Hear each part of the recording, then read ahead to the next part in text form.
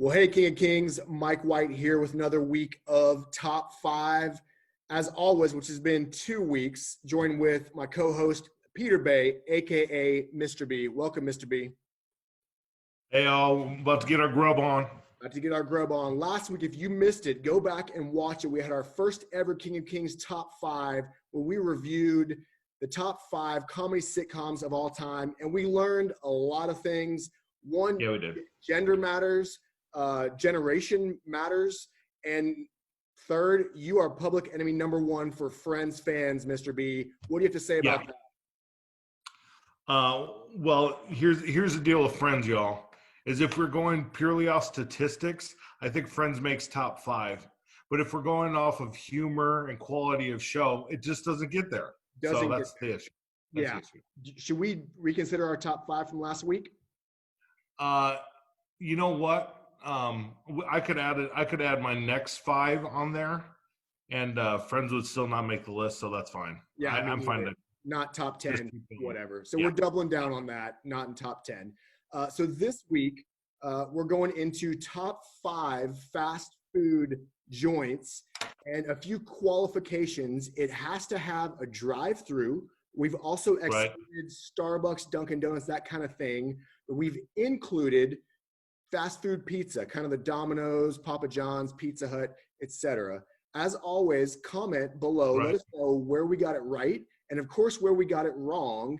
And we would also love to hear ideas of future top 5s. We would say we would love to hear you guys debate top 5s on what category. And next week we'll have a special guest star.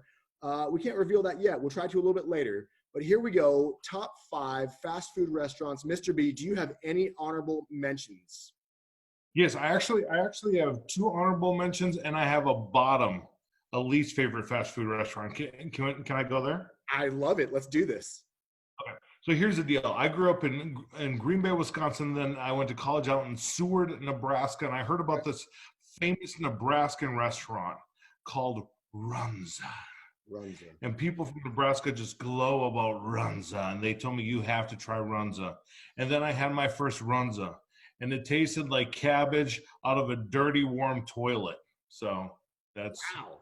The mental image there is really interesting. And so listen, I'm not native either. I moved from Texas, and I said, hey, what is native to Nebraska? And people said Runza. You got to try Runza.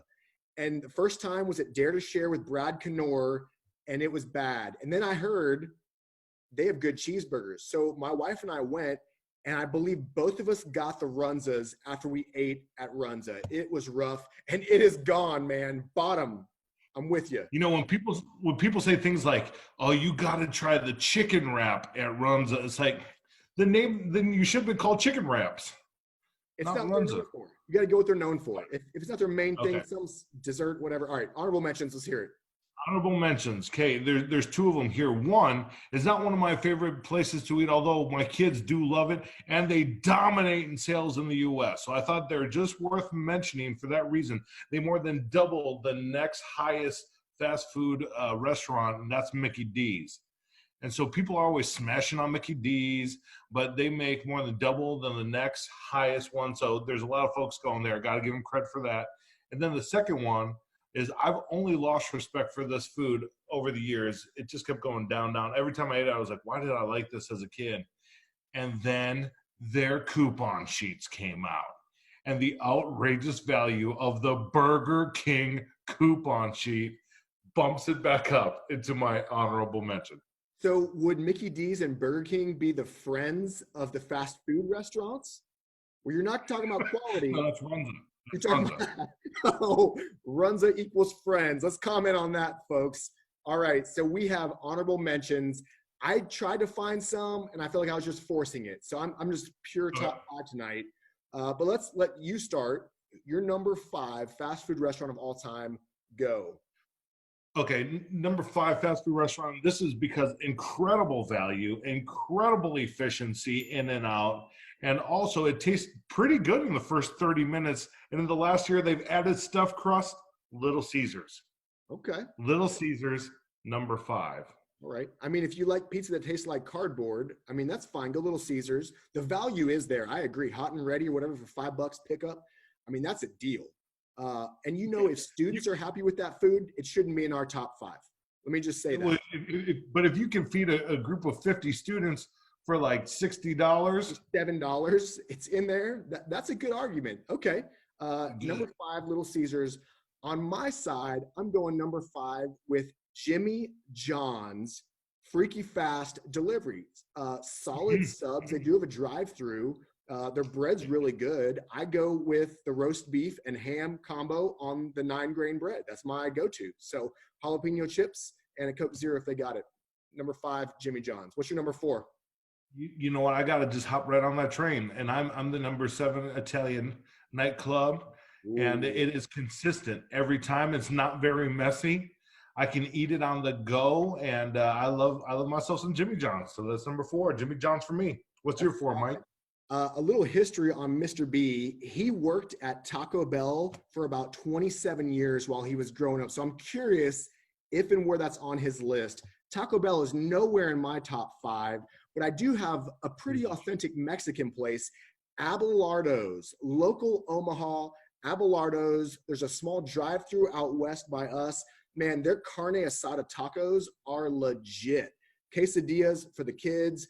Abelardo's, number 4 fast food joint, local Omaha. Check them out. Number 3, who you got? So my number 3, this is out of all of the chicken themed restaurants, this is my number 1 of the chicken themed restaurants, and it's number 3 total on my list. This is Raising Cane's, y'all. Okay. Raising Cane's, what I love about Raising Cane's is, 1, their food is delicious. The chicken is so hot. Don't eat it right when you grab it. You'll burn yourself. The fries are decent. Their sauce is good.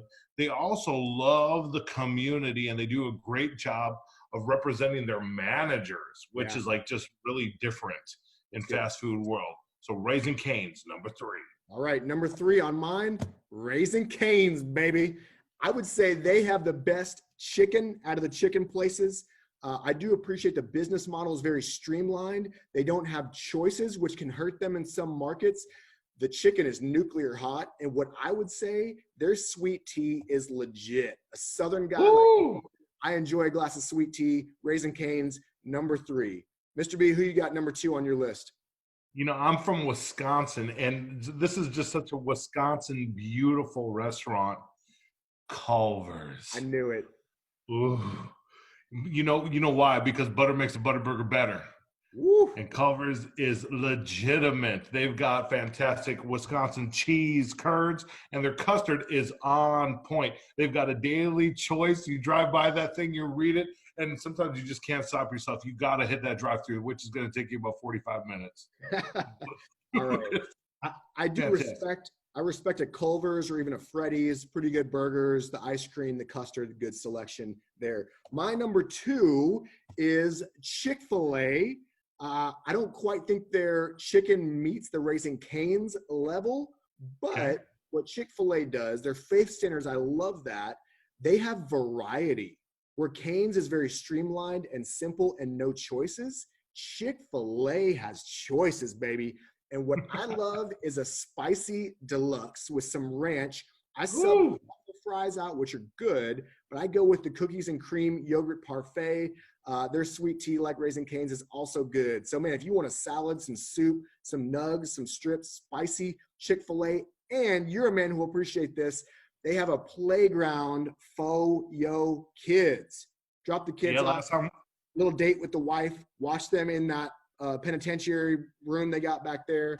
Chick-fil-A, number 2. Absolutely. The last time we went there, that's exactly what my wife and I did until my 1-year-old smashed her face in that play area and got blood all over. They had to shut the whole thing down for a while. But the way you told it was really funny. And, man, the service at Chick-fil-A, it's my pleasure, right? Yes. Oh, it is. And they've got like 5 different options of dipping sauces. Oh, 55 more like it. They get about 50 people working there at one time. So Chick-fil-A, number 2 on my list. Let's hear your number 1, Mr. B. What you got? Mike alluded to this earlier. It wasn't 25 years, 8 summers I worked at this place. I managed at this place. There's no grade D, C, or B meat going on at this place, although it's not healthy for you. But grade A ingredients, fantastic variety. The value is right. The $5 box is legit. Taco Bell. Knew it. 8 Summers. I still eat there. I could eat there like 3 times a week Well, if my what's your heart could go-to? take it. If you had to get one menu item at Taco Bell, what you getting?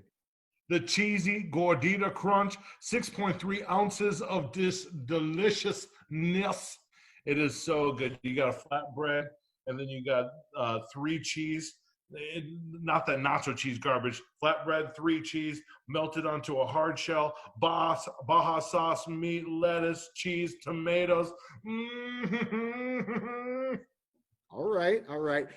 I You got knew it was your number one. And viewers, if you have questions about any ingredients at Taco Bell, ask Mr. B. He has them memorized, the quantities, the types of ingredients on every menu item. He knows it.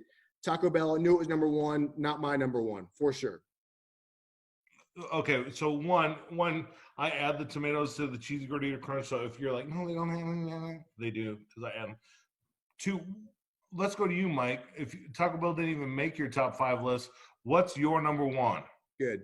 I would say growing up, I loved some Taco Bell, and in my generation, it was 59, 79, 99-cent menu items. We could eat there for about $3. Love me some bean burritos, some tacos, some cinnamon twists, and just sit as a teenager and drink free refills as long as we go. But with no more hesitation or delay, my number one, which you may have experienced, a Texas homie, but then spread beyond Texas, Whataburger, baby. Whataburger.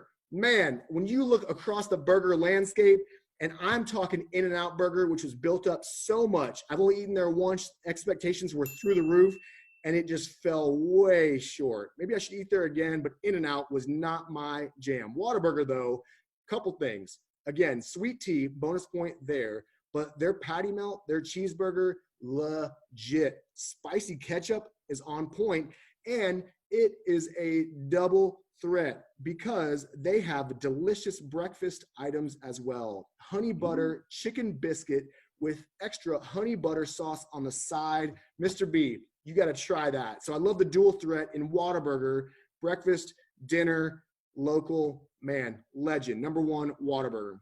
How far do I have to drive to get to a Whataburger? There's one in OKC, that kind of area, I think is it. It's spreading a little bit. Hasn't made its way to Omaha quite yet, but I hope it does. Whataburger, number one. Any final thoughts from you as we wrap this episode up? Yeah, I mean, there's a lot of good fast food out there on the market.